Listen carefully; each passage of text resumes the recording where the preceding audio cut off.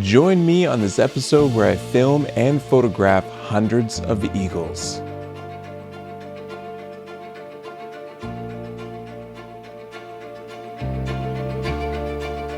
With so much action happening all around you, it's essential to have your camera settings dialed into your movement so that adjusting them becomes second nature. I will be going over my tips and camera settings to get photographs like these.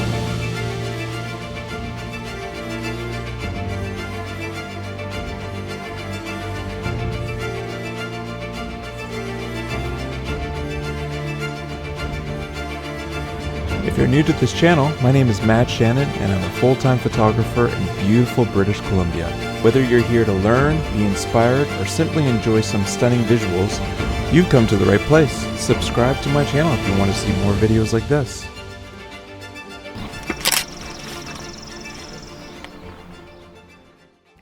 Hi everyone, I am all geared up, ready to go. Welcome to my channel. I've got everything packed and ready for another day out onto the water. I was out yesterday and seen a lot of action, which I'm going to share with you guys here in a little bit. And so I'm hoping today is going to be a little bit better. There's a little less, interaction with you guys. Really, you're just going to see what my camera sees, and then I'll go over some of the settings and stuff as we move along. So excited to see what we see, so stay tuned. Okay, so there are a few things that I need to explain so you're not confused later in the video. First is that this video consists of multiple trips out on the water in different boats, both in cover boats and Zodiacs. Second, it isn't always sunny, and so you'll see different clips where it's cloudy and sometimes even raining. Third, every trip out on the water is different, from landscape photography opportunities to wildlife viewing. During these trips, I've seen orcas, bears, whales, seals, sea lions, and plenty of birds, so you'll see footage of that as well. On this one particular day, we saw a couple orcas on our way out to see the eagles, and we saw a black bear along the shoreline. Now, even on rainy days, you can get some great content and images.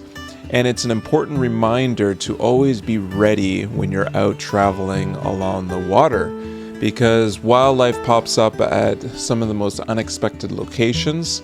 And there was one location before we even got to where the eagles would be.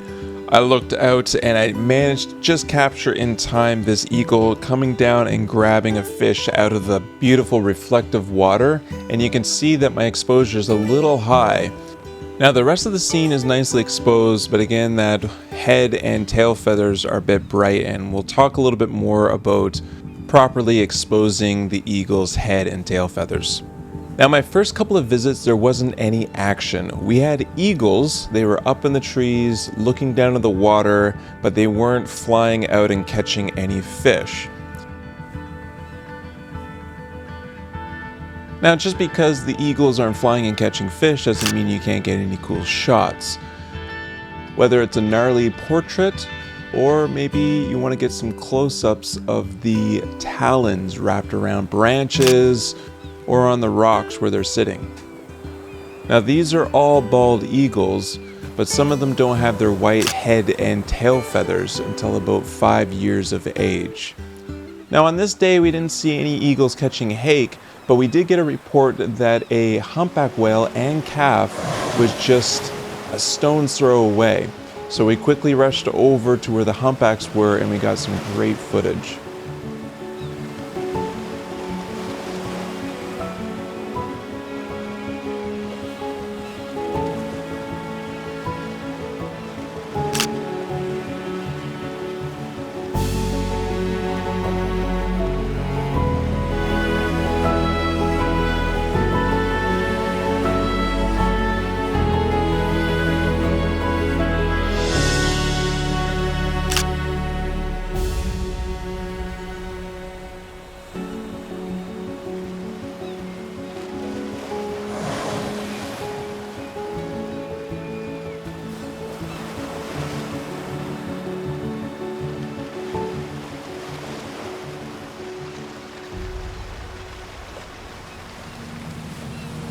Well, the next day I was back out on the boat in hopes of seeing the eagles catch some fish. The conditions were great on this day, and the tide of course is moving as it should, and this time there was less eagles in the trees and more soaring up in the air. I can't tell you how amazing it was to see so many eagles soaring above you. We're talking like 100, 200 eagles just catching the updraft and flying around. Some were chasing and doing some spins and tangling their talons together. It was quite amazing to see.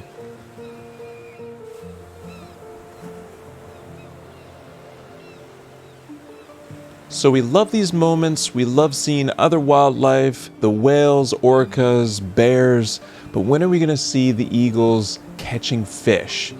And that is when we have all the right elements lined up. So there are two things that we need. One is the fish, which is hake. They have to be running and swimming through this area. And the second is the tides and the current. And the upwelling and flow of the water is what brings the hake up to the surface.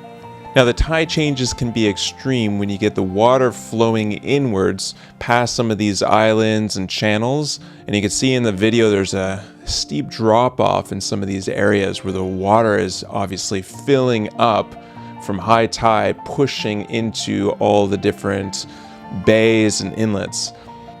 It gets so extreme that during new moon and full moon it looks like a river that's moving through these islands and channels. Now in severe cases, like where we are, where we got fast moving currents, the swim bladder can cause the hake to become disorientated or incapacitated, sometimes leading to death. The fish may float to the surface where they are vulnerable to the predators, in this case the eagles. Okay, I'm going to pause this clip right here. Everything is happening, eagles are all around us, and there is hake floating up to the surface. And most of them are motionless. They're either dead or maybe they're just knocked out from the amount of current that has filled up their swim bladder. Now this is important because if you wanted to get a sort of pre-capture shot where you see the eagle coming in, grab the fish and take off with it all in one series of images, you would be looking for a hake floating on its own, just dead and motionless, waiting for an eagle to come and grab it off the ocean surface.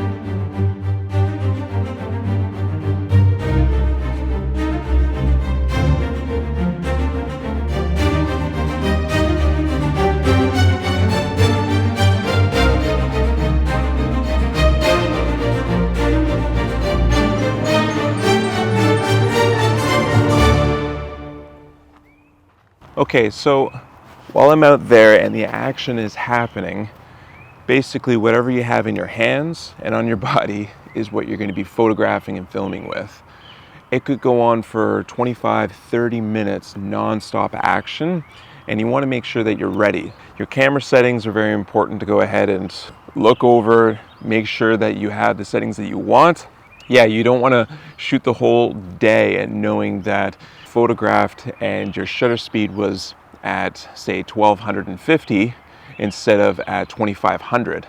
These eagles are moving fast, and depending on how close they are to you, you want to make sure that your shutter speed is going to be able to freeze the action.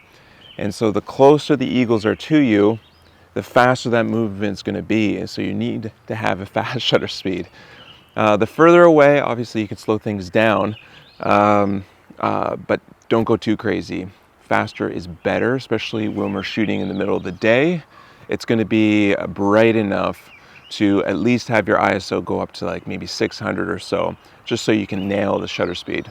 Now keep in mind, I'm on a boat that's moving, my arms are moving, the subject is moving, and we're even floating either towards or away from maybe these eagles. They could be flying in parallel, they can be coming towards us, away from us. So there's a lot of movement that's going on. And so all of my shots are at least like 2,500, sometimes 3,000. And even then it might not be fast enough depending on my movement and the boat. So I'm gonna have this camera, this lens. Now I'm bringing a 400 prime. It's the 4.5. It gives me enough depth of field. I wouldn't really want to go any more shallower than that. I have a 1.4 teleconverter. I'm gonna remove that and just have the 400 on here.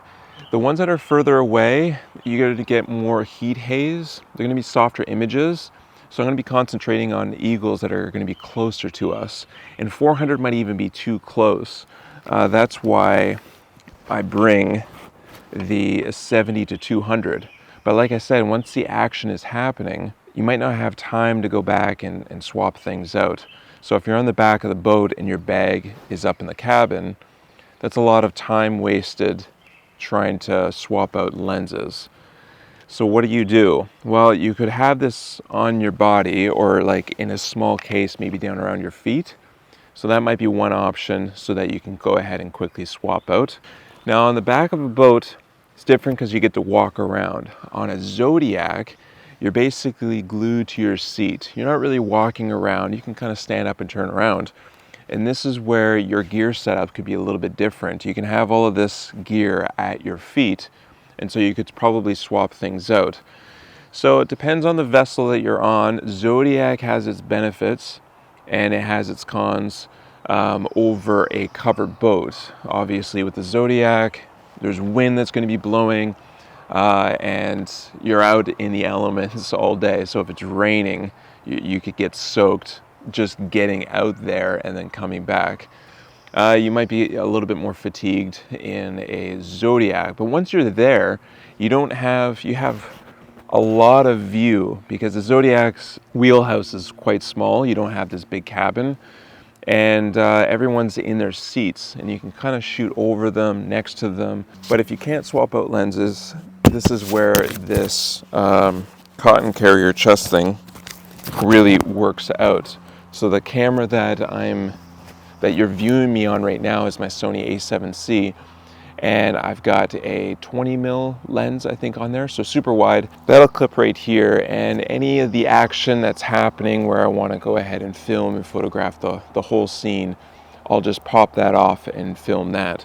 I think ideally I would have another, Z8, and I would have maybe not the 70 to 200, maybe even the 24 to 70, depending on the environmental shots that I want. And I would have that mounted right here so I can peel that off, do a little bit of video or some photographs, super wide angle, and clip it back on, go back to this camera and do my shots. Now the area of focus, I've tried a few things. 3D is super annoying. It doesn't pull focus fast enough. Wide area focus did incredible on the Z9. I was very happy with it. I've talked to a few other clients where the area of focus just doesn't meet their needs. It frustrates them too much. I never seem to have a problem. I think if I needed to refocus, or it's not grabbing the right eagle in this instance, I think I just position my lens so that it does grab it. It's hard to explain kind of when you're out there in the field shooting, but I do have these buttons programmed for, you know, area focus or spot focus. So at any moment I push this button and I can go ahead and nail something with that spot focus. But again, there's in any moment where you're pointing with the eagles, you could have like a dozen eagles in your frame, and so that spot focus is just going to drive you mad. I think one of the settings that I've switched a little bit is how sticky, once it connects to that subject, it is. So if it's flying and there's other eagles kind of coming in front of it, it doesn't switch and pull focus. It sticks with my subject all the way through, unless I'm really hanging on to a second eagle that comes into plane, then it'll pull focus. But I up the stickiness. I'm shooting 20 frames per second raw. Obviously I have all image stabilization on, and my shutter speed is like 2500. I kind of cap it at that. I shot, I think, a few at 2000, and it was just a little too slow. They're coming in so fast and snapping the water with their legs that I think 2500 is as slow as I want to go for shutter speed. My aperture has been wide open at 4.5, and that's given me a good enough depth of field to get from wingtip to wingtip. Now, there's a few shots where their wings are out and their head's in focus, and I'm okay with some blur. If anything, I kind of like the blur, the shallow depth, to pull the viewer right into the head or the eye that's in focus. This gives enough soft background. So 4.5, it's great. If I do have the tele on there, it'll be a 6.3, and it is what it is. That's what it is, wide open. And I did shoot a lot of the eagles with 6.3, and it's okay. I mean, obviously, if I can get more light to up my shutter speed, great. My ISO is auto ISO. The head of the eagle and the tail feathers are way too bright when it comes to auto ISO without having any exposure compensation put in place. So I do auto ISO, but I put it down to like -1 or -1. What is it? What am I at right now? -1.3. It will darken my background. It'll darken the body of the eagle and the wings, but that head and that tail feather will be just within exposure without clipping my highlights.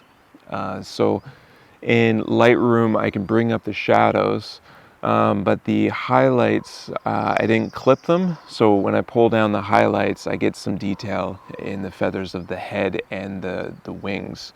This is the same for the water splash when they dive and clip the water.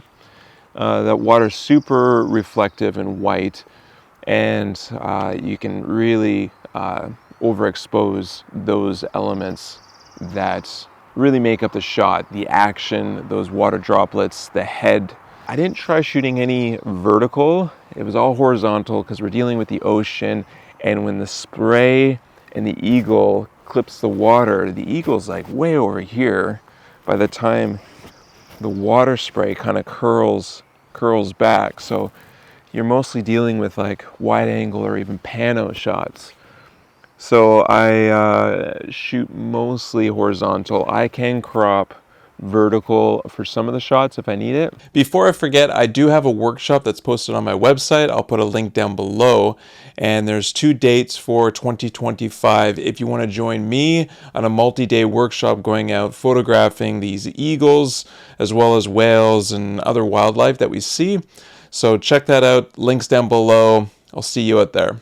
So the biggest tip, I think, for trying to nail the action is by watching individual eagles that are soaring in, that they see something. They're not flapping their wings or anything, and they're about to come come in for the grab. Obviously, when they're bringing their landing gear, their claws out, that's when you know they're going to grab something.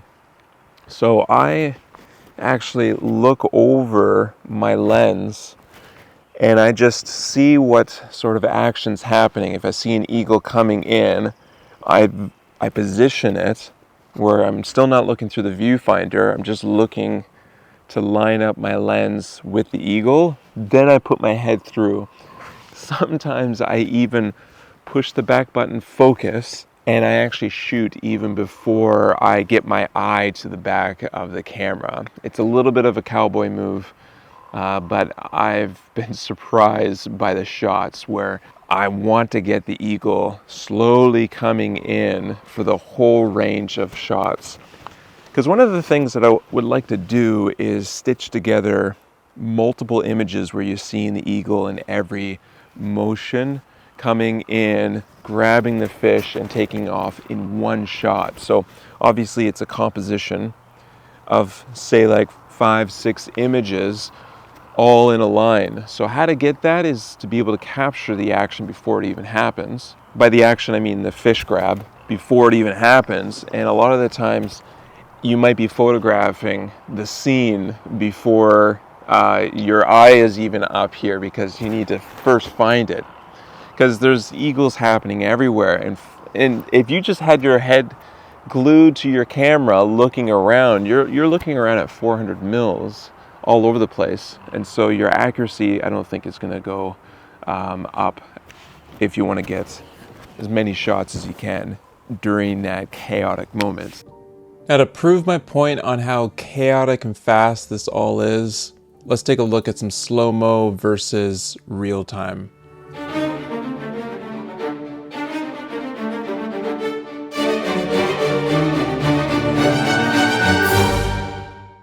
So my video settings for slow-mo is 4K at 120 frames per second.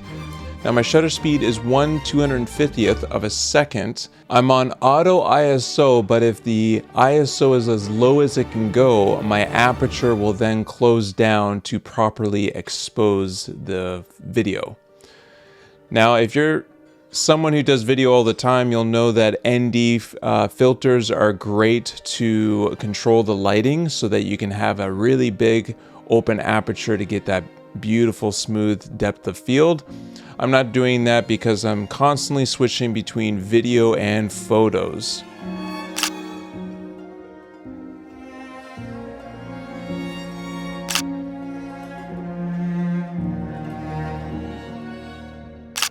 Now, if all that excitement wasn't enough, we still seen some Caspian terns and some oyster catchers on one of our trips back to land.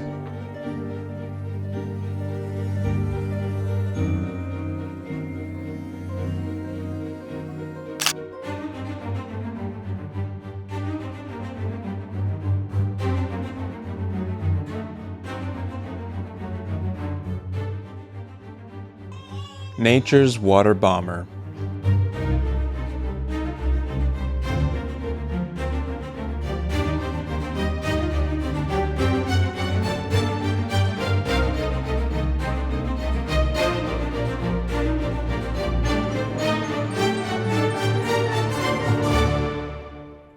Not sure if you can hear me, but that was wild.